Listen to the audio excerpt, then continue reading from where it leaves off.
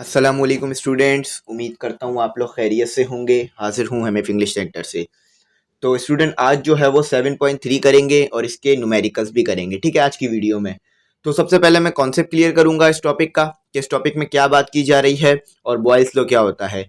और उसके बाद जो है फिर एमसी न्यूमेरिकल करने हैं हमने। अगर डायरेक्ट न्यूमेरिकल करा दिए कभी भी समझ नहीं आएंगे, क्योंकि वो न्यूमेरिकल्स जो है वो सिर्फ वैल्यू पुट कर कर उनके आंसर आने वाले न्यूमेरिकल नहीं है, वो थोड़े मुश्किल न्यूमेरिकल हैं। आपको समझना पड़ेगा कि प्रेशर और वॉल्यूम का क्या आपस में रिलेशन रहता है, ठीक है। तो इसीलिए सबसे पहले gases and the kinetic theory ये पढ़ाऊंगा, इसको डिटेल में एक्सप्लेन कर दूंगा, उसके बाद न्यूमेरिकल करा दूंगा। ज़्यादा बड़ा टॉपिक नहीं है ये, जल्दी जो है से कवर करूंगा। तो आज जो है वो चैप्टर नंबर 7 कंप्लीट हो जाएगा। कल इंशाल्लाह इसकी जो एक्सरसाइज और एमसीक्यूज न्यूमेरिकल तमाम चीज़ें करवा दूंगा। चैप्टर नंबर 7 कंप्लीट कर कर 8 शुरू करूंगा, ठीक है। बस ये बुक अब हमारी कंप्लीट होने वाली है। अब इसकी प्रैक्टिस जो है मैंने आपको करवानी है लाइव सेशन में। लाइव एमसीक्यू सेशन रखूंगा और टेस्ट सेशन और क्वेश्चन आंसर तमाम के लाइव सेशन रखकर आपको चीज़ें करवाता रहूंगा इसके बारे में, रिवीजन जैसे कि। तो यहाँ पर मैं आपसे कहूँगा कि अगर आपने चैनल सब्सक्राइब नहीं किया ज़रूर करा करें, क्योंकि सब्सक्राइबिंग रेशो बहुत कम है। इतनी मेहनत करते हैं फिर बच्चे सब्सक्राइब नहीं करते तो थोड़ा जो है ना डीमोटिवेट हो जाते हैं। तो आप लोग जो है चैनल को शेयर भी कर दिया करें, सब्सक्राइब भी कर दिया करें, ताकि इसी तरह की वीडियोस मैं आपके लिए आगे भी अपलोड करता रहूं, ठीक है। तो चलें शुरू करते हैं। तो देखा यहाँ पर लिखा हुआ है कि kinetic molecular theory clearly describe the properties and the behaviour of gases. तो आपने काइनेटिक मॉलिक्यूलर थ्योरी पढ़ी थी, यानी जो मैंने आपको पीछे kinetic molecular theory of gas, kinetic molecular theory of liquid और फिर सॉलिड पढ़ाई थी। तो उसमें हमने उनकी प्रॉपर्टीज समझ ली थी कि गैस के मॉलिक्यूल्स कितने दूर दूर होते हैं एक दूसरे से, और लिक्विड के मॉलिक्यूल्स एक दूसरे के इतने करीब करीब क्यों होते हैं। तो यहाँ पर उसी चीज़ को क्लियर किया जाएगा, यानी उसी चीज़ को और वाजे किया जाएगा और उसकी प्रैक्टिकल एग्जाम्पल आपको समझाई जाएगी। देखिए गैस को हमने ज़्यादा स्टडी करना है यहाँ पर, क्योंकि बॉयल्स लॉ जो है वो गैस पे लगेगा। तो आप जो है वो देखना चाहते हैं कि हॉट एयर बलून आपको यहाँ पे नज़र आ रहा होगा 7.2 में, ठीक है। तो 7.2 में आपको हॉट एयर बलून नज़र आ रहा होगा, जो कि जिसके बारे में लिखा हुआ है कि are the practical application of the discussion given below. यानी जो भी हम अभी बात करने वाले ना, उसकी जो इस्तेमाल है ना वो हॉट एयर बलून में होता है। देखिए ये हॉट एयर बलून में ना ही हम कोई इंजन लगाते हैं, ना ही कोई हम जो है वो कोई बड़ी चीज जो है इसके साथ शामिल करते हैं। बस इसमें गैस भरी जाती है और ये इतना ऊपर जो है वो फ्लाई करता है, और इसके अंदर जो है वो लोग जो है वो बैठे हुए होते हैं। तो किस तरह से ये काम करता है, पूरा पूरा गैस जो है इसके अंदर पूरी पूरी रिएक्ट कर रही होती है, गैस का जो है पूरा काम होता है। तो बड़ा ही इंटरेस्टिंग टॉपिक है एक। अब आपको समझ में आ सकेगा कि ये हॉट एयर बलून उड़ता कैसे है। शायद आपने कभी अपनी जिंदगी में हॉट एयर बलून को लाइव उड़ते हुए नहीं देखा होगा, ऐसा पॉसिबल है। क्यों? क्योंकि ये ज्यादातर जो है वो यूरोपियन कंट्री में इसका इस्तेमाल होता है, और वहां पर लोग इसे इस्तेमाल करते हैं एक खेलने के तौर पर, यानी खेल के तौर पर और एक हॉबी के तौर पर, ठीक है। आपने शायद पाकिस्तान में इसको नहीं देखा हो, ठीक है, तो उसके बारे में, लेकिन आपने फिल्मों में और मुख्तलिफ जगहों पर इसके बारे में देखा और पढ़ा तो होगा। तो उसी को हमने जो है वो यहाँ पर स्टडी करना है। देखें आगे क्या कहा जा रहा है कि द बिहेवियर ऑफ गैसेस आपको बताई जा रही है। The molecules in the gases have relatively large distance between them. देखें ये मैं गैस के मॉलिक्यूल्स बना रहा हूँ, एक दूसरे से काफी दूर दूर होते हैं, ठीक है। चलें इसे थोड़ा और दूर कर देते हैं ताकि आप क्लियरली समझ सकें। तो गैस के मॉलिक्यूल्स आपको जैसा कि पता है एक दूसरे से काफी डिस्टेंस पर दूर दूर होते हैं। अच्छा, इनके दूर दूर होने की वजह क्या होती है? जैसे कि हमने पीछे भी पढ़ा था कि इनकी जो ट्रांसलेटरी काइनेटिक एनर्जी होती है, यानी इनकी जो काइनेटिक एनर्जी होती है इन मॉलिक्यूल्स के पास, वो बहुत ज्यादा होती है, जिसे आप कह लीजिए average translational kinetic energy of gas molecules. तो ये जो है काफी ज्यादा होती है, यानी ये मोशन काफी कर रहे होते हैं। तो इनके दरमियान जो फोर्स होती है गैस मॉलिक्यूल्स के दरमियान, वो नेग्लिजिबल होती है, यानी बहुत ही जीरो मानी जाती है। इसीलिए गैस के मॉलिक्यूल्स एक दूसरे को होल्ड करके नहीं रख पाते। लेकिन आपने सॉलिड में पढ़ रखा है कि सॉलिड के मॉलिक्यूल्स एक दूसरे को टाइटली जो है वो पकड़ के रखते हैं, यानी उनके दरमियान फोर्स ज्यादा होती है, तो वो एक दूसरे से जुड़े रहते हैं और उनके दरमियान डिस्टेंस जो है वो जीरो होता है। और सिर्फ उनके अंदर, यानी सॉलिड के मॉलिक्यूल्स के अंदर जो है वो वाइब्रेशनल एनर्जी होती है। तो ये रिवीजन करवा रहा था थोड़ा सा मैं आपका, ठीक है, ताकि आपको यहाँ पे समझ में आए कि क्या बात करते रहे हम आगे।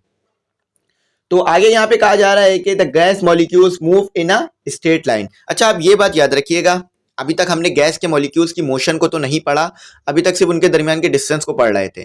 तो अगर आपसे कोई पूछे ना कि गैस के मॉलिक्यूल्स किस तरह मूव करते हैं, तो आपने ये नहीं कहना है कि गैस के मॉलिक्यूल्स जो है वो हमारे पास रैंडम मोशन करते हैं।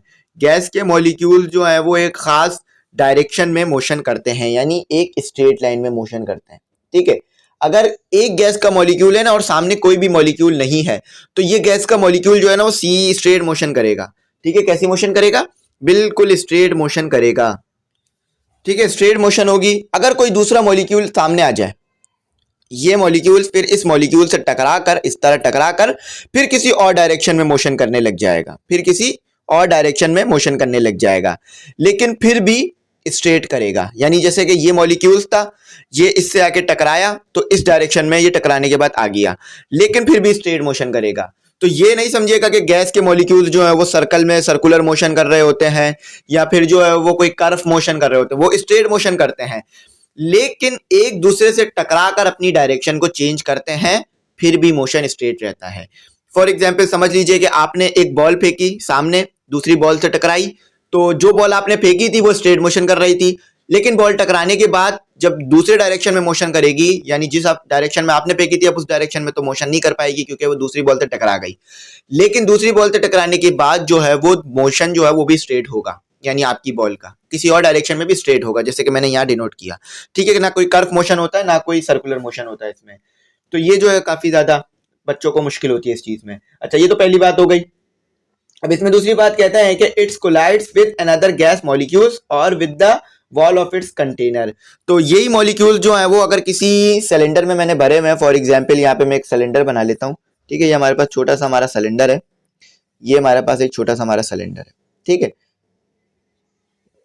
कप टाइप बना दिया मैंने छोटा सा। तो ये हमारे पास गैस के छोटे छोटे मॉलिक्यूल्स मैंने बना दिए इसमें। तो ये जो मॉलिक्यूल्स है ना, जब इस सिलेंडर से टकराएंगे ना, सिलेंडर से, तो ये प्रेशर क्रिएट करते हैं, जो कि आपको नीचे प्रेशर में पढ़ाया जाएगा। अच्छा, गैस के मॉलिक्यूल्स के दरमियान जो कोलिजन होती है उसको याद रखिएगा, इलास्टिक कोलिजन होती है। ये पूछा जा सकता है, इस इलास्टिक कोलिजन होती है, और इलास्टिक कोलिजन ये होती है हमारे पास कि काइनेटिक एनर्जी और मोमेंटम कंजर्व रहता है। यानी टकराने के बाद आपको पता है एक चीज तेज मूव करने लग जाती है, दूसरी हल्की हो जाती है ना।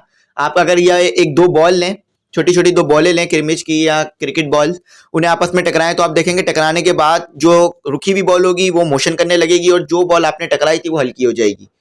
लेकिन गैस में ऐसा नहीं होता, गैस में इलास्टिक कोलिजन होता है। वो जो आपने मोशन आपने जो करवाया था वो इन इलास्टिक कोलिजन था, लेकिन जो गैस के मॉलिक्यूल्स के दरमियान इलास्टिक कोलिजन होता है, यानी गैस के मॉलिक्यूल्स एक दूसरे से टकराने के बाद स्पीड को कम ज्यादा नहीं करते अपनी।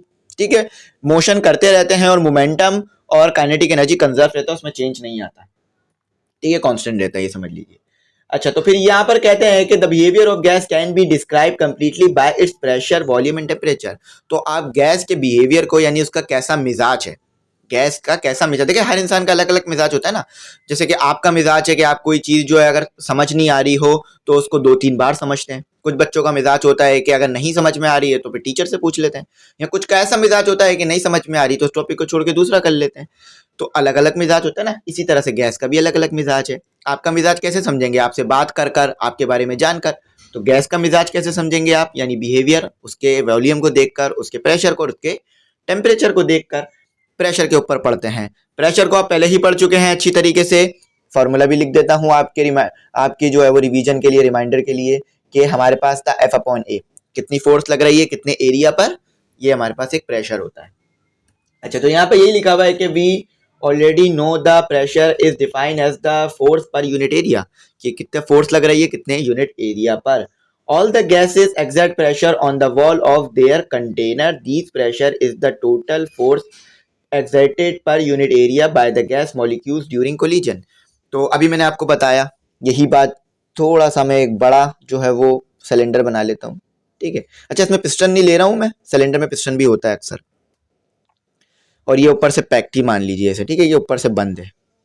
ठीक है, तो ये गैस का मॉलिक्यूल है, ये मैंने छोटे छोटे मॉलिक्यूल्स बना दिए। अच्छा, यही गैस का मॉलिक्यूल जब इस कंटेनर से टकराएगा ना, इस कंटेनर के, इस सिलेंडर के या कंटेनर के लिए, इसके सिलेंडर से जब वॉल से, दीवार से टकराएगा ना, चाहे वो किसी तरफ भी टकराए, ऊपर की तरफ टकराए या नीचे की तरफ, तो प्रेशर क्रिएट करेगा। क्या क्रिएट करेगा? प्रेशर।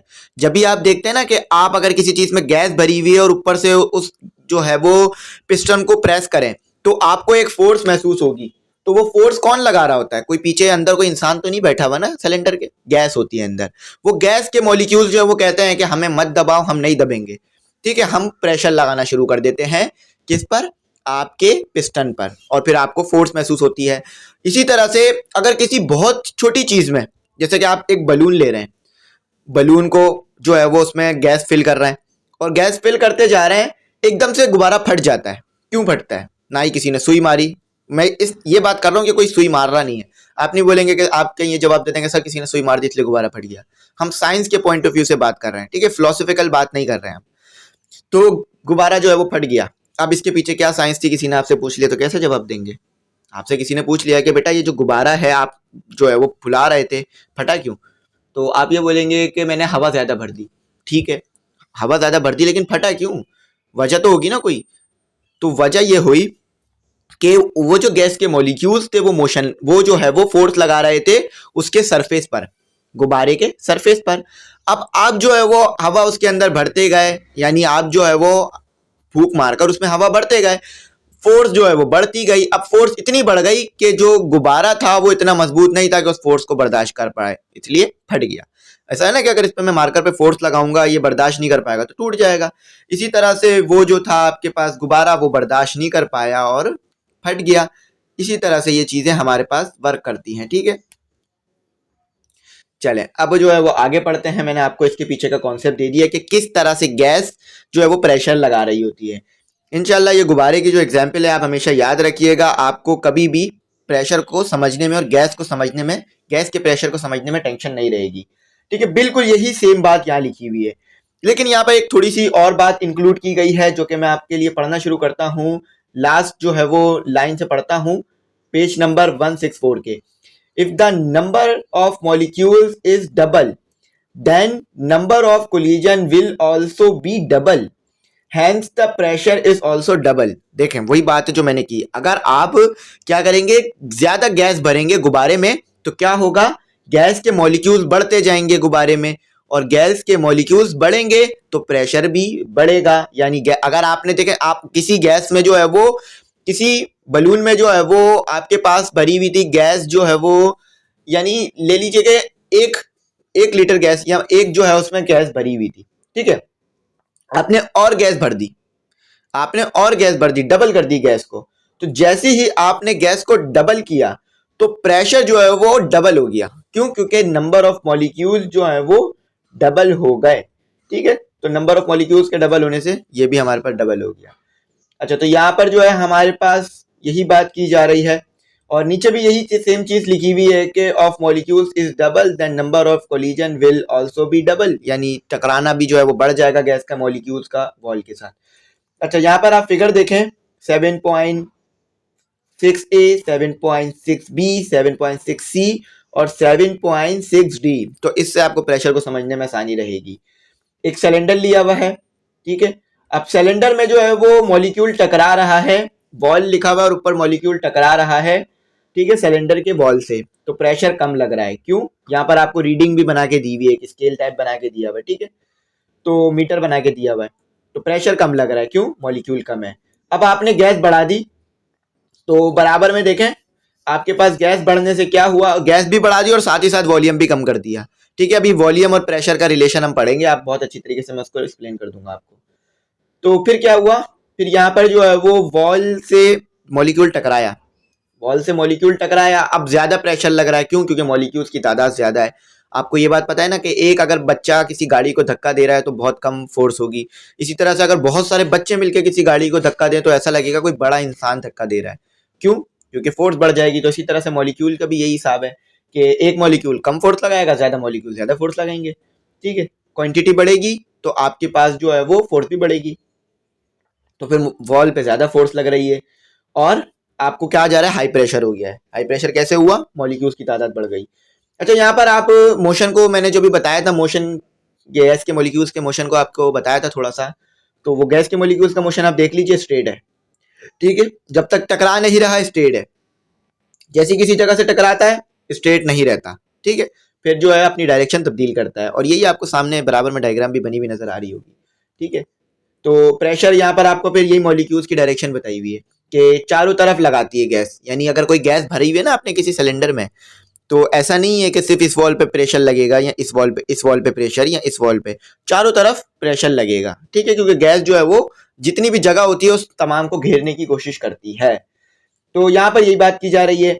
अब यही जो प्रेशर है ना, इसको बलून के हिसाब से यहाँ पर आपको लिखकर समझाया गया है, जो मैंने आपको पहले समझा दिया है। तो यहाँ लिखा हुआ है कि ब्लोविंग अप, यानी जब आप भरते हैं बलून में गैस, तो is an example of pressure, तो वो जो है एग्जाम्पल एक प्रेशर की है। If more air is pushed into the balloon it will be inflated more, अगर आप ज्यादा गैस भरेंगे बलून के अंदर तो ज्यादा फूलेगा, ठीक है। यहाँ लिखा होता है फूलेगा, मतलब फूलेगा, ठीक है, फूलेगा भी पढ़ सकते हैं, फूलेगा भी पढ़ लीजिए। Because air molecules apply pressure on the rubber wall of balloon, hence it gets inflated. देखिए अक्सर हम जो चीजें बोलते हैं ना वो हमने सुनी सुनाई होती हैं, जैसे कि बहुत सी चीजें ऐसी होती हैं जो कि हम बोलते हैं, जैसे कि अक्सर कुछ बच्चे जो है ना पार्क को पारक बोल रहे होते हैं, तो वो हमारा सुना सुनाया होता है, तो जब हम पढ़ते हैं तो फिर इसको ठीक कर लेते हैं। तो ये फूलेगा नहीं, यहाँ फूलेगा लिखा हुआ आ रहा होता है इसके मायने, ठीक है। तो यहाँ पे यही कह रहे हैं कि ज्यादा अगर गैस भरेंगे तो ज्यादा प्रेशर लगेगा। एग्जाम्पल आपको दी हुई है 7.7 में। देखिए क्या कहा हुआ है कि pressure of a gas can also be increase by compressing it. अच्छा अब आप देखते हैं ना, आपने गुब्बारे में थोड़ी सी गैस भरी है, गुब्बारे से ही समझाता हूँ आपको एग्जाम्पल देकर, क्योंकि आप लोग बर्थडे में और अपने बचपने में बहुत उससे खेले हैं तो बहुत अच्छी तरीके से बात समझेंगे। क्योंकि वो चीज़ जो कि इंसान के साथ हो चुकी है उसकी एग्जाम्पल देकर समझाया जाए तो वो फौरन समझ जाता है, उसके दिमाग में वो जो चीज़ है वो आ जाती है। तो आप देखते थे कि गुब्बारे में कम हवा भरी हुई हो, लेकिन आप उसे दबाते थे तो वो क्या होता था, एक तरफ से गुब्बारा बड़ा हो जाता था, एक तरफ से गुब्बारा फूल जाता था, बड़ा हो जाता था, ऐसा लगता था ज्यादा हवा भरी हुई है। कंप्रेस करते थे ना, दबाकर दबाकर कंप्रेस करते थे। तो यहाँ भी यही बात की जा रही है, यही सेम चीज सिलेंडरों के साथ भी होता है। अब आपने कभी अपनी जिंदगी में सिलेंडर और इन चीजों से खेला नहीं होगा, तो जब भी बच्चों को ये समझने में मुश्किल हो जाती है, और बड़े जो है वो दूर रखते हैं बच्चों को सिलेंडर से और इस तरह की चीजों से, क्यों? क्योंकि ये बहुत खतरनाक होती है। अगर खुदा ना खास्ता प्रेशर ज्यादा हो जाए सिलेंडर में, वैसे तो सिलेंडर लोहे का होता है, बहुत मजबूत जो है वो बनाया जाता है, आयरन से बनाया जाता है, यानी लोहे से बनाया जाता है, लेकिन फिर भी अगर खुदा ना खास्ता बच्चे इससे खेलें और ये फट जाए तो जान तक जा सकती है, जान का नुकसान हो सकता है। तो कोशिश करा करें जब भी आप देखें कि गैस फिल हो रही है या कुछ इस तरह से हो रहा है तो आप उस जगह से दूर रहें, ठीक है, सिलेंडर वाली चीज़ों से दूर रहें, और ना ही कभी सिलेंडर पे खुद एक्सपेरिमेंट करने की कोशिश करें किसी भी तरह से, ठीक है, क्योंकि ये बहुत ही ज़्यादा हार्मफुल है, बहुत ज़्यादा खतरनाक है, आपको बहुत ज़्यादा इससे नुकसान हो सकता है। तो दूर रहें इन चीज़ों से। तो यहाँ पर फिर आप बुक में पढ़ें, इंशाल्लाह फिर जब अपनी प्रैक्टिकल लाइफ में जाएंगे, आप इंजीनियर बनेंगे, डॉक्टर बनेंगे, और मुख्तलिफ जगह पर जब आप जाएंगे अपनी फील्ड्स में, तो फिर वहाँ पर आपको सेफ्टी के तमाम इंस्ट्रूमेंट दिए जाएंगे, यानी सेफ्टी के जो भी आलात हैं, गैजेट्स हैं, वो आपको दिए जाएंगे। फिर आपको इस पर जो एक्सपेरिमेंट करके दिखाया जाएगा, और फिर आप वहाँ पर इसको वैसे भी सीखिएगा। अभी यहाँ पर पढ़ लेते हैं हम सिर्फ। तो यहाँ पर यही बात की जा रही है कि अगर आप गैस को कंप्रेस करेंगे, यानी जगह है आपने दबा दी गैस को, यानी जगह कम कर दी, यानी वॉल्यूम कम कर दिया, समझ लीजिए इस तरह से, तो गैस का प्रेशर और बढ़ जाएगा। फिगर 7.7 देखें, जो है वो जगह ज्यादा थी, प्रेशर कम था, लो प्रेशर। अब जगह जो है वो कम हो गई है, प्रेशर जो है वो बढ़ गया है, ठीक है। तो यहाँ पर यही बात पूरे में बताई जा रही है, ठीक है। तो यहाँ पर एक आखिर में एक चीज लिखी हुई है छोटी सी, वो पढ़ के बताता हूँ आपको मैं। कहते हैं कि if the gas is compress to half its original volume is pressure will be double. तो देखेंगे यहाँ पर ये जो बात की जा रही है ना, ये आपको नीचे जो दिया हुआ है ना वॉल्यूम, उससे बहुत अच्छी तरह समझ में आ जाएगी, लेकिन यहाँ भी थोड़ा सा बता देता हूँ। देखिए गैस और वॉल्यूम का आपस में रिलेशन होता है, जो कि रॉबर्ट बॉयल ने हमें दिया था, ठीक है, तो उसको हमने अभी पढ़ना है। तो यहाँ कह रहे हैं कि अगर गैस का जो ओरिजिनल वॉल्यूम है, यानी गैस को कंप्रेस किया, ओरिजिनल वॉल्यूम हाफ कर दिया, तो प्रेशर डबल हो गया। अब यही आपको न्यूमेरिकल वैल्यू में आपको नीचे समझाया जाएगा। पहले मैं वॉल्यूम समझा दूं, फिर टेम्परेचर, फिर ये समझाता हूँ। ये चीज़ ज़रूर समझिएगा अगर आप बीच में से लेक्चर देख रहे हैं तो, क्योंकि इसके बगैर आपको न्यूमेरिकल समझ नहीं आना। मैंने भी अपने टाइम में काफ़ी इस न्यूमेरिकल को रट्टे से करने की कोशिश की थी, कुछ समझ नहीं आता था। क्यों?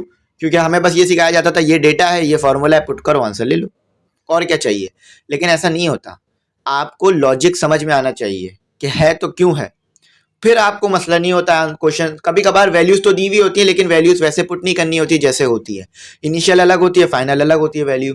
बस बच्चे को प्रेशर बताया होता है, इनिशियल फाइनल का पता ही नहीं होता, वो प्रेशर पुट करके कहेंगे इनिशियल की जगह फाइनल प्रेशर पुट कर देता है, कभी कभार फाइनल की जगह इनिशियल, और कभी कभार सही भी पुट कर देता है, क्योंकि तुक्के मारेंगे तो कभी तो सही लगेगा ही। तो यहाँ पर इसीलिए मुश्किल हो जाती है ये कॉन्सेप्ट ना होने की वजह से। तो इसीलिए जो मैंने फील कर चुका हूँ, जो मैं एक्सपीरियंस कर चुका हूँ, उस चीज को आप तक पहुंचा देता हूँ ताकि ये गलती आप ना करें जो मैंने करी है। तो यहाँ देखिए वॉल्यूम क्या लिखा हुआ है, we know that the space occupied by substance is known as volume. तो हम जानते हैं वॉल्यूम क्या है, कि किसी सब्सटेंस ने कितनी जगह घेरी हुई है। देखें ये जो मैंने 2D जो है वो बनाई है, ये डायग्राम यानी 2 डायमेंशन में बनाई है, ये मैंने जो बनाई है 2D बनाई है, लेकिन असल में तो सिलेंडर 3D होता है ना, 3 डायमेंशन होती हैं उसकी। तो जब भी आप 3D है यानी लेंथ, ब्रेथ और हाइट कह लीजिए, तो जब भी आप या विड्थ कह लीजिए, जब भी आप जो है वो गैस भरते हैं तो वो कोई स्पेस घेर लेती है गैस, यानी वॉल्यूम उसका होता है। तो यहाँ पर ये कह रहे हैं कि the gas has no defined volume. तो गैस का कोई खास वॉल्यूम नहीं होता, यानी डिफाइंड यानी कोई मखसूस वॉल्यूम नहीं है कि इस शेप में ही पाई जाएगी। तो जब भी आप जो है वो गैस भरते हैं तो वो जो है वो ये पूरा जो स्पेस होती है उसको घेर लेती है। ठीक है, क्यों? क्योंकि वो तीनों तरफ फैल जाती है। ये डायग्राम तो मैंने 2D बनाई है, लेकिन जो सिलेंडर होता है तो 3D होता है। अच्छा, तो यहाँ पर यही बात की जा रही है कि अगर वॉल्यूम हमारे पास क्या है कि कितनी जो है वो गैस मौजूद है कितने जगह में, ठीक है, ये हमारे पास ये वॉल्यूम हो गया कि कितना जो है वो गैस ने घेरी हुई है जगह को। अच्छा, तो आगे हमें कहा जा रहा है कि for example the smell of a perfume, यानी परफ्यूम की जो है आपको एग्जाम्पल देके बात समझाई जा रही है। For example the smell of a perfume quickly spread through the room as soon you spray it at your body or clothes because the molecules move freely and randomly at high speed throughout the room। देखें student, जब भी आप perfume को spray करते हैं तो ऐसा तो नहीं आपने देखा होगा कि बड़ा आराम आराम से जो है वो गैस के मॉलिक्यूल्स जो है वो जाकर टकराते हैं आपके कपड़ों से। और अगर आप परफ्यूम स्प्रे करते हैं तो आपको गैस के मॉलिक्यूल्स नजर भी आते हैं, मतलब गैस के मॉलिक्यूल्स तो नजर नहीं आ रहे होते, बड़े बड़े ड्रॉप नजर आ रहे होते हैं। तो वो ड्रॉप गैस के मॉलिक्यूल्स नहीं होते, मॉलिक्यूल बहुत छोटा होता है, वो आप समझ लीजिए गैस होती है जो आपको बड़े बड़े ड्रॉप नजर आते हैं। तो जब भी आप स्प्रे करते हैं तो वो ड्रॉप आपको नजर आते हैं, तो वो आप देखते हैं वो ड्रॉप कितनी तेजी में जाकर आपके कपड़े से टकराते हैं, यानी चंद से 1 सेकंड से भी अंदर में वो टकरा जाते हैं आपके कपड़ों से और पूरे रूम में फैल जाते हैं। तो ये क्यों होता है? क्योंकि गैस के मॉलिक्यूल बहुत ज्यादा तेज मोशन करते हैं और वो जो एक छोटी जगह पे बंद होते हैं तो वो फौरन बाहर निकलते हैं, तो फौरन तेजी में मोशन कर कर जो है वो रेंडमली एक दूसरी जगह से दूसरी जगह फैल जाते हैं, यानी हाई कॉन्सेंट्रेशन से लो कॉन्सेंट्रेशन की तरफ चले जाते हैं। यानी जिस चीज के अंदर भरा हुआ होता है परफ्यूम, वो जो है वो लो कॉन्सेंट्रेशन होती है, यानी उधर जगह कम होती है, हाई कॉन्सेंट्रेशन होती है यानी जगह कम होती है। लेकिन बाहर जो है वो रूम में जगह ज्यादा होती है, स्पेस ज्यादा होता है, तो वो गैस के मॉलिक्यूल्स फैल जाते हैं पूरे रूम में। तो यही चीज आपको यहाँ पर बिल्कुल यही बात आपको बताई जा रही है। और वॉल्यूम ऑफ अ गैस ऐसा है कि अगर प्रेशर बढ़ेगा तो गैस कम, ये अगर प्रेशर बढ़ेगा तो वॉल्यूम कम हो जाएगा। देखिए यहाँ लिखा हुआ है volume of gas can also be increase by decreasing it's pressure. तो अगर प्रेशर आप बढ़ा देते हैं तो वॉल्यूम जो है वो क्या होगा, आपका इंक्रीज हो जाएगा। अगर आप प्रेशर जो है वो कम कर देते हैं तो वॉल्यूम जो है वो इंक्रीज हो जाएगा, और अगर इसी तरह से आपने वॉल्यूम जो है वो कम कर दिया तो प्रेशर बढ़ जाएगा। ठीक है, इनवर्स रिलेशन है। तो यही चीज रॉबर्ट बॉयल ने हमें बताई थी। तो बिल्कुल यही चीज पूरी नीचे भी यही लिखी हुई है, whole space and the volume increase. अच्छा, आखिर में एक चीज लिखी हुई है कि if the gas is compressed to half its original volume its pressure will be double. तो कह रहे हैं कि अगर आपने जो है वो गैस को कंप्रेस कर दिया हाफ, यानी वॉल्यूम कम कर दिया, तो प्रेशर डबल हो जाएगा। यानी हाफ अगर आप प्रेशर कम करेंगे, वॉल्यूम कम करेंगे, तो प्रेशर डबल हो जाएगा। अब इसको मैथमेटिकली मैं आपको जो है ना वो लिख के भी समझा दूंगा जब मैं लॉ समझाऊंगा आपको। ठीक है, तो देखें यहाँ पर क्या कहा जा रहा है, यहाँ पे कहा जा रहा है टेम्परेचर के बारे में पढ़ाया जा रहा है। अब आपको पता है कि टेम्परेचर जैसे भी बढ़ेगा वैसे ही जो translational average translational kinetic energy of gas molecule है वो भी बढ़ जाएगी। यानी आपको पता है कि जब आप किसी चीज़ का टेम्परेचर बढ़ाते हैं, किसी मॉलिक्यूल को टेम्परेचर देते हैं, ये मैं एक मॉलिक्यूल की एग्जांपल दे रहा हूँ, यही चीज़ तमाम मॉलिक्यूल के साथ होगी। जब आप किसी एक मॉलिक्यूल को जो है वो टेम्परेचर देते हैं तो उसका मोशन बढ़ता है, और आपको पता है जब भी कोई चीज़ मोशन करती है तो उसके पास काइनेटिक एनर्जी होती है। ठीक है, जब भी आपने किसी चीज़ को टेम्परेचर दिया तो उसकी जो है वो काइनेटिक एनर्जी या average translational kinetic energy of gas molecule बढ़ जाएगी। तो इनके दरमियान जो रिलेशन है वो डायरेक्ट है, यानी T और K के दरमियान जो रिलेशन है वो हमारे पास डायरेक्ट होता है, यानी एक चीज़ बढ़ाएंगे तो दूसरी चीज़ बढ़ेगी। ठीक है, काइनेटिक एनर्जी एवरेज ट्रांसलेशनल, ये जो है वो टेम्परेचर है। तो आगे यहाँ पर पूरी में यही बात हो रही है, कहा जा रहा है कि the temperature of of a gas is determined by the average translational kinetic energy of its molecule. If a gas is heated, the average translational kinetic energy of its molecule increase. तो वही बात लिखी हुई है कि अगर आपने जो है वो टेम्परेचर बढ़ाया है तो काइनेटिक एनर्जी गैस मॉलिक्यूल की बढ़ी है, and the temperature of the gas raise, और टेम्परेचर भी बढ़ा. If a gas is cooled, अगर गैस को ठंडा किया, कूल्ड यानी ठंडा कर दिया, चिल कर दिया, cool down, the average translational kinetic energy of its molecule in decrease. तो डायरेक्ट रिलेशन है ना, एक कम करेंगे तो दूसरा भी कम हो जाएगा, एक बढ़ाएंगे तो दूसरा भी बढ़ जाएगा. चलें, अब तो ये हो गया. अब जो है वो रिलेशन समझ लेते हैं वॉल्यूम और प्रेशर के बारे में, जिससे आप न्यूमेरिकल कर सकेंगे. इतनी देर से मैं बार बार इसी चीज को दोहरा रहा था, तो अब यहाँ पर आपको मैं वो समझा देता हूँ. ठीक है, तो ये जो है इतना तो रिमूव कर लेते हैं पहले. तो अब जो है हम यहाँ पर देखते हैं रिलेशन. तो रॉबर्ट बॉयल ने जो है ये रिलेशन दिया था. रॉबर्ट बॉयल कौन थे? रॉबर्ट बॉयल जो है हमारे पास एक इंग्लिश, यानी इंग्लिश से मुराद इंग्लैंड से ताल्लुक रखने वाले थे, फिजिशियस थे और केमिस्ट थे, यानी फिजिक्स के ऊपर जो इन्होंने पढ़ा हुआ था, और फिजिक्स के साइंटिस्ट थे और केमिस्ट थे. केमिस्ट से मुराद जो केमिस्ट्री पढ़ चुके हैं. इन 1662 में इन्होंने ये दिया. तो बहुत, आज से मेरे ख्याल से बहुत सालों पहले, कई 100 साल पहले ये चीज इन्होंने दी थी. तो स्टूडेंट अब जो है वो प्रेशर वॉल्यूम को रिलेशन देखते हैं. देखिए, रॉबर्ट बॉयल एक इंग्लिश जो है ये एक फिजिशियस्ट थे और केमिस्ट थे, यानी साइंटिस्ट थे, फिजिक्स के ऊपर भी स्टडी करते थे और केमिस्ट्री के ऊपर भी. तो 1662 में जो है इन्होंने ये स्टडी की और इन्होंने एक रिलेशन दिया था वॉल्यूम और प्रेशर के दरमियान. गैस में जो वॉल्यूम प्रेशर हमने पढ़ा उसके दरमियान. कहते हैं कि, जो कि आप आज आपको मैं समझा चुका हूं ऊपर ही, कहते हैं कि अगर आपने वॉल्यूम बढ़ाया तो प्रेशर कम होगा, प्रेशर बढ़ाया तो वॉल्यूम कम होगा. ठीक है, कैसे? Inverse relation. ठीक है, ये इनवर्स रिलेशन है. अगर आपने वॉल्यूम बढ़ाया, अगर आपने प्रेशर बढ़ाया तो वॉल्यूम कम होगा, और अगर आपने जो है वो वॉल्यूम को बढ़ाया तो प्रेशर कम हो जाएगा. ठीक है, इनवर्स रिलेशन में होता है ना, एक चीज बढ़ाए दूसरी चीज कम होगी. लेकिन आप कभी भी इस तरीके से नहीं लिखिएगा बॉयल्स लॉ को. बॉयल्स लॉ को हमेशा ऐसे लिखिएगा, V इनवर्सली प्रोपोर्शनल P. इस तरह लिखेंगे ना, कट सकता है. ठीक है, मैं कहूँगा कट जाएगा, क्योंकि इन्होंने पहले जो है वॉल्यूम की बात होती है ना, तो हमने हमेशा इसी तरह से हर जगह लिखा हुआ देखा है, नोट्स में और हर जगह पर. तो V इनवर्सली प्रोपोर्शनल 1/P, ये 1 है. ठीक है, ये कोई I नहीं है, ये 1 है. तो ये 1 बनाया हुआ मैंने ऊपर. तो एक चीज बढ़ाएंगे दूसरी चीज कम हो जाएगी.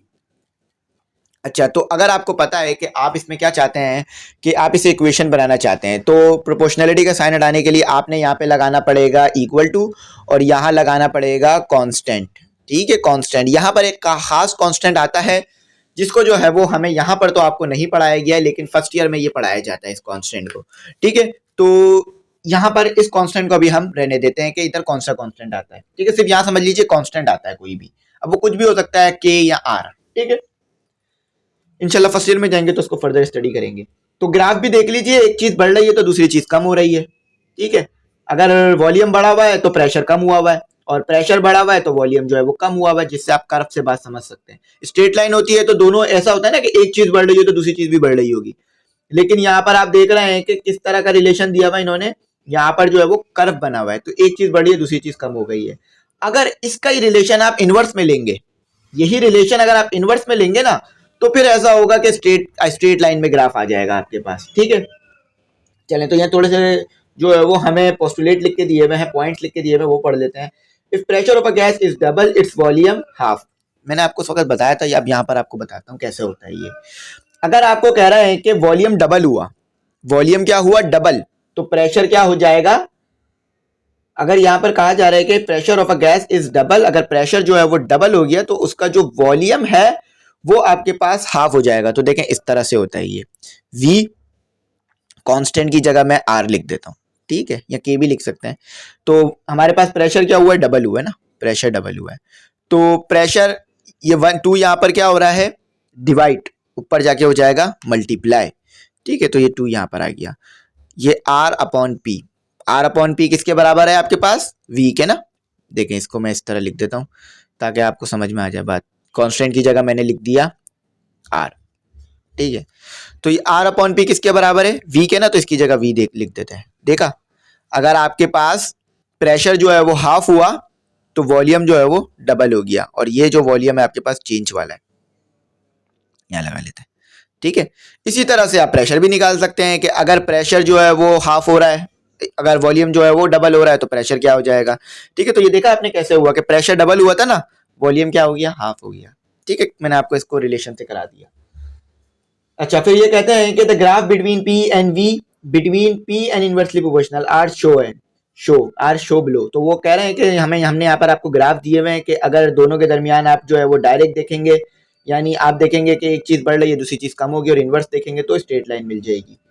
अच्छा, तीसरे में कहते हैं कि the graph between P and V show that if pressure increase then volume decrease. तो वाइस वर्सा ही कह रहे हैं, यानी उलट है, एक चीज बढ़ाएंगे दूसरी चीज कम हो जाएगी, जो मैंने आपको बात पहले ही बता दी थी। चलें फर्दर स्टडी करते हैं। चौथे में कह रहे हैं कि the graph between P and 1/v show a straight line passing through the origin. तो ये कह रहे हैं कि पी और वी के दरमियान आपको स्ट्रेट लाइन मिल रही है, क्यों, क्योंकि उसको जो है वो इनवर्स में रख के देखा जा रहा है, तो डायरेक्ट जो है वो इनवर्स में आपको यहाँ पे वैल्यू मिलेगी। अच्छा, अब आगे देखते हैं। आगे कहते हैं eight constant temperature the product of pressure and volume is constant. अच्छा, एक बात याद रखिएगा कि इसको ऐसे भी लिख सकते हैं, इस फॉर्मूले को, v को जो है वो p को जो है वो उधर ले जाइए, तो इस फॉर्मूले को ऐसे भी लिख सकते हैं। मैं थोड़ा सा इसको रिमूव कर देता हूँ। ठीक है स्टूडेंट, इसी फॉर्मूले को इस तरह भी लिख लीजिएगा, p v is equal to constant. ठीक है, अच्छा, इसी को अभी मैं एक और तरीके से भी लिखना सिखाऊंगा। तो इस तरीके से भी लिख सकते हैं आप इसको, इस तरीके से भी लिख सकते हैं, इस तरीके से भी लिख सकते हैं। बच्चे पूछते हैं सर ये कौन सा फॉर्मूला और ये वाला कौन सा, यहाँ से p को उठा के v उधर ले गए, और इसमें कोई मसला नहीं है, हो सकता है, कोई बात नहीं है, इसमें समझ में आने में मुश्किल हो जाती है कभी कभार, शुरू का स्टेप है। ठीक है, तो इसको उधर ले गए। तो यहां पर जो है अब हमने करना है using above result at constant temperature we can write initial pressure multiply by initial volume is equal to final pressure multiply by final volume.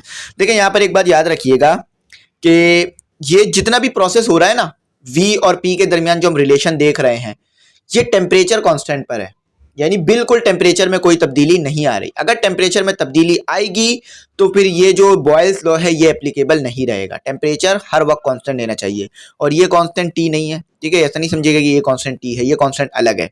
ठीक है, तो अगर यही फॉर्मूला आप देखना चाहें फाइनल और इनिशियल वॉल्यूम के लिए, तो इस तरह होगा कि आपके पास initial pressure multiply by initial volume और इक्वल टू फाइनल वॉल्यूम, यानी V2 multiply by P2 multiply by V2। ठीक है, initial pressure initial volume, final pressure final volume. ठीक है, अब यही जो है वो इस्तेमाल होना है फॉर्मूले में। तो यहाँ पर स्टेटमेंट भी लिख के दे दी इन्होंने बॉयल्स लॉ की। The volume of a fixed mass, यानी गैस का मास भी फिक्स होना चाहिए, यानी मास में भी चेंज नहीं करना आपने। Of a gas is inversely proportional to its pressure provided its temperature remain constant. तो आप देखें एक स्प्रे गन नजर आ रही है आपको, स्प्रे गन से वो जो है वो स्प्रे कर रहे हैं, यानी कोई वर्कर है, मैकेनिक है, जो है वो स्प्रे कर रहा है। तो आप कैसे देख रहे हैं कि गैस की वजह से कितने कैसे ज्यादा जो है वो गैस फैल रही है। तो पीछे से जो है वो हमारे पास प्रेशर लग रहा है, तो ये गैस हाई कॉन्सेंट्रेशन से लो कॉन्सेंट्रेशन की तरफ जा रही है। ठीक है, तो यहाँ पर भी यही बात की हुई, टेम्परेचर कांस्टेंट लेना चाहिए। टेम्परेचर में चेंज आया तो ये फॉर्मूला नहीं लगेगा, ना ही ये लग पाएगा, ना ही ये कोई भी। ये जो दोनों फॉर्मूले जब भी लगेंगे जब टेम्परेचर जो है वो हमारे पास कांस्टेंट से मुराद कोई भी चेंज नहीं आना, जो है चेंज जो है वो जीरो होना चाहिए हर वक्त।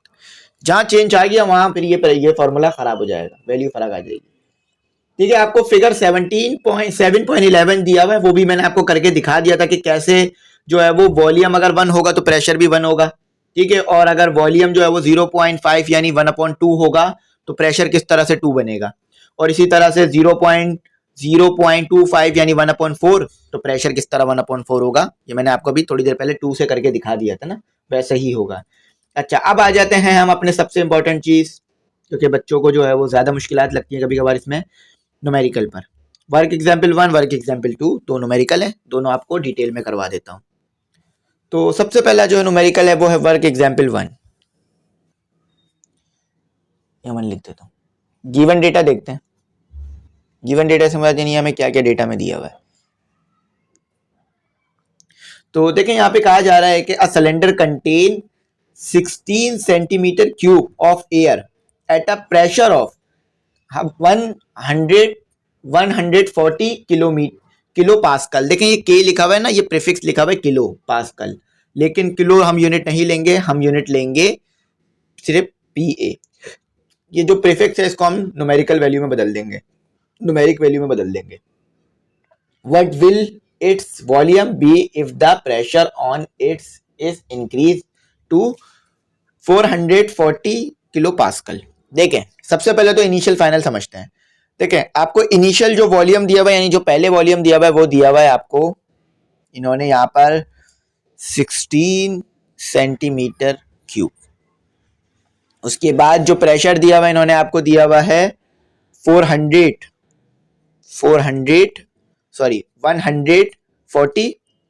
Kilo pascal. लेकिन आप एक बात याद रखिएगा, मैंने आपको यहाँ पर अभी यही बात बताई थी कि यहाँ पर आप जो है वो किलो में नहीं रखते ना, ये किलो प्रीफिक्स है, ठीक है। इस प्रीफिक्स को चाहे तो आप हटा सकते हैं, कैसे? 1000 से मल्टीप्लाई कराकर 140 को। अच्छा, उसके बाद जो है आपको इन्होंने दिया हुआ है फाइनल प्रेशर, पी दिया हुआ ना, फाइनल प्रेशर P2, ये P1 था, तो वो भी आपको पास्कल में ही दे दिया इन्होंने, ठीक है। KP A, ये A है, ये भी है, पास्कल P है, पास्कल को डिनोट कर रहा है। अच्छा, आपको क्या पता करना है? टू फाइंड V2 पता करना है। कह रहे हैं ना, यहाँ पे क्या जा रहा है ना, what will be its volume if the pressure on it is increase to 420 kilo pascal. तो क्या उसका जो है वो वॉल्यूम होगा अगर प्रेशर जो है वो 420 किलो पास्कल हो जाए। तो फॉर्मूला आपको मैंने लिखवाया था ना पीछे, वही वाला फॉर्मूला लगेगा, P1 V1 equal to P2 V2, ठीक है, ये फॉर्मूला है हमारे पास। अच्छा, तो हमें क्या पता करना है? Final volume. तो इसमें से फाइनल वॉल्यूम कौन सा है, यानी V2 फाइनल वॉल्यूम है ना, ये है हमारे पास। सेट करा दीजिए, P2 को इधर ले जाइए, P1 V1 अपॉन P2। अच्छा, अब जो है वो वैल्यूज पुट करने का काम है हमारे पास। तो हम जो है वो पुट करेंगे 140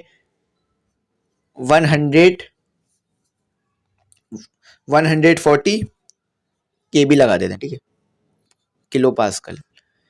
अच्छा, यहाँ पर मैंने आपको पहले भी कहा था कि आप चाहें तो इस K की जगह 1 मल्टीप्लाई 10 की पावर 3 भी लिख सकते हैं, या 1000 से सीधा सीधा मल्टीप्लाई करा दीजिए 140 को।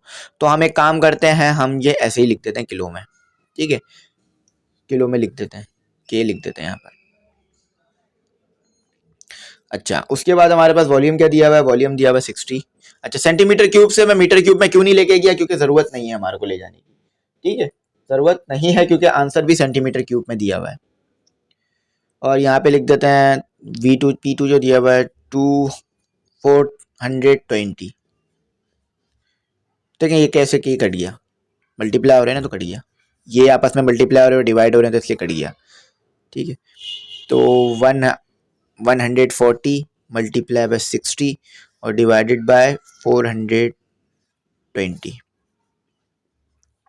तो जब इन दोनों को आप सॉल्व कराएंगे, यानी 60 को मल्टीप्लाई कराएंगे 140 से और डिवाइड कर देंगे 420 से, तो आपके पास आंसर आ जाएगा 20 सेंटीमीटर क्यूब। तो देखिए, मैंने चेंज क्यों नहीं किया था सेंटीमीटर क्यूब को मीटर क्यूब में, क्योंकि आंसर भी हमें सेंटीमीटर क्यूब में ही देने का कहा गया था। तो जब भी कहते हैं ना एग्जामिनर के आपने आंसर सेंटीमीटर क्यूब में देना है या मीटर क्यूब में, तो उसके मुताबिक फिर हम चेंज नहीं करते। अगर हमारा आंसर बगैर चेंज करे आ रहा होता तो फिर बगैर चेंज करे ही निकाल लेते हैं। चले, अब यही चीज जो है हमने दूसरे न्यूमेरिकल में भी करनी है। तो यहाँ तक मैं उम्मीद करता हूँ आपको बात समझ में आ गई होगी। कुछ ऐसा नहीं होगा जो समझ में नहीं आया होगा डिटेल में, और आसान करके मैंने समझा दिया था आपको। वर्क एग्जाम्पल 2 है, तो वो भी समझ लेते हैं कैसे होगी। तो दूसरा न्यूमेरिकल है आपके पास, air at a pressure of, यानी एक एयर है, हवा है, उसके प्रेशर दिया हुआ है आपको यहाँ पर इन्होंने, कि पहले मैं लिख देता हूँ 2 और फिर गिवन डेटा लिख देते हैं। तो गिवन डेटा में सबसे पहले जो हमें प्रेशर दिया हुआ है वो पास्कल में दिया हुआ है। तो पास्कल यूनिट है, आप देख लें, यहाँ पर किलो में नहीं दिया हुआ, यहाँ पास्कल डायरेक्ट दे दिया। तो ये P1 आपको दे दिया, कितना दिया हुआ है? 1.0 मल्टीप्लाई 10 की पावर 5 है, ठीक है, 5 लिख देते हैं, 5 PA। PA मतलब पास्कल, और जो कि हमने ऊपर पढ़ा था पास्कल लॉ से।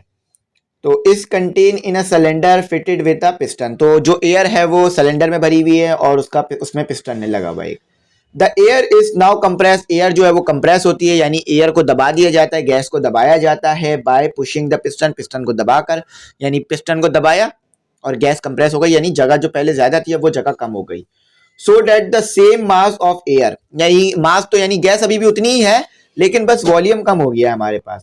नाउ ऑक्युपाई, यानी अब जो हमारे पास वॉल्यूम जो है ना वो क्या हो गया है, वो हमारे पास जो है वो देखें, सबसे पहले तो V1 जो है वो इनिशियल वॉल्यूम तो हमारे पास V1 जो है वो V1 ही रहेगा, लेकिन जो हमारे पास फाइनल वॉल्यूम है ना, यानी देखिए जब हमारे पास गैस का पिस्टन नहीं दबाया था तो V1 जो था वो V1 ही था, लेकिन जब हमने गैस के पिस्टन को दबा दिया है तो अब हमारे पास जो V2 आ रहा है ना वो उतना आ रहा है कि वो कम आएगा, 1/5 आएगा V1 से, यानी जो हमारे पास फाइनल वॉल्यूम आया ना वो उतना है कि अगर आप जो V1 है ना उसके अंदर 1/5 को डिवाइड कर दें तो आपके पास वो V2 बन जाएगा। यानी पहले वॉल्यूम ज्यादा था, दूसरे में वॉल्यूम कम आया और इतना कम आया कि आपने जो है ना अगर 1/5 को डिवाइड कर दिया ना V1 से तो आपके पास V2 आ जाएगा, इतना वॉल्यूम हो गया कम होकर। ठीक है, देख कहा जा रहा है ना 1/5 द ओरिजिनल वॉल्यूम, 1/5 हो गया है ओरिजिनल वॉल्यूम के, यानी जो फाइनल वॉल्यूम है वो 1/5 हो गया ओरिजिनल वॉल्यूम के। Without any change in temperature, और टेम्परेचर में कोई भी चेंज नहीं आने दिया है, अगर टेम्परेचर में चेंज आ जाता पास्कल लॉ नहीं लग सकता, हमारे पास बॉयल्स लॉ नहीं लग सकता था। कह रहा है कैलकुलेट द प्रेशर, फाइंड करने का क्या कह रहे हैं। अब ये आपसे मेरा सवाल है कि प्रेशर जो है वो यहाँ पर P1 है या P2 है, ये आप मुझे इसका जवाब दे दें। अब P2 होगा P1 होगा कैसे समझ में आएगा था कि P1 तो मैंने ऊपर लिख ही दिया था तो P2 ही होगा, लेकिन अगर फिर भी मैं उसको P1 नहीं लिखता तो वो फिर भी P1 ही रहता क्योंकि पहले वो दिया हुआ था बाद में ये दिया और चेंज के बाद ये प्रेशर आया है, यानी जब वॉल्यूम को कम कर दिया गया है, तो ये हमने पता करना है। अच्छा सोल्यूशन, अच्छा वही हुआ फॉर्मूला लगेगा P1 V1 equal to P2 V2, लेकिन एक मसला है, यहाँ तो हमें वैल्यू तो सिर्फ P1 की दी हुई है, बाकी तो वैल्यू ही नहीं दी हुई, तो फिर क्या करेंगे हम, यानी यहाँ तो बड़ा मसला हो जाएगा, लेकिन कोई मसला नहीं होगा, हम शुरू तो करें सवाल को, सवाल जो है वो खुद ही सॉल्व हो जाएगा, यानी अगर हम सवाल को स्टार्ट करेंगे सेट कराकर तो ये हो जाएगा। और ये जो मैंने आपको पीछे तरीका सिखाया था ना ये उसी तरीके से होगा कि जिस तरीके से मैंने P और V को आपस में जो है वो कंपेयर करके 2 बनाया था, तो इसी फॉर्मूले को हम P2 के लिए सेट करा देते हैं। तो ये हो गया हमारे पास P2 equal to P1 V1 और ये V2 यहाँ मल्टीप्लाई हो रहा है, नीचे जाके डिवाइड हो जाएगा V2। अच्छा तो हमें P1 क्या दिया हुआ था, वैल्यू पुट कर देते हैं 1.0 मल्टीप्लाई 10⁵ या 10⁵ के लीजिए, और V1 तो V1 ही दिया हुआ था, लेकिन V2 कहा गया था कि उसकी वैल्यू इतनी आई है कि वो हाफ 1/5 हो जाएगा V1 के। ठीक है, तो ये 5 नीचे क्या हो रहा है मल्टीप्लाई, ऊपर जाके हो जाएगा डिवाइड, सॉरी नीचे हो रहा है डिवाइड, ऊपर जाके हो जाएगा मल्टीप्लाई, तो यहाँ पर आ गया 1.0 मल्टीप्लाई 10⁵ V1, नीचे भी V1 और ये ऊपर चला गया तो 5/1 आ गया। इसको थोड़ा बेहतर करके लिख देता हूँ इस 5 को।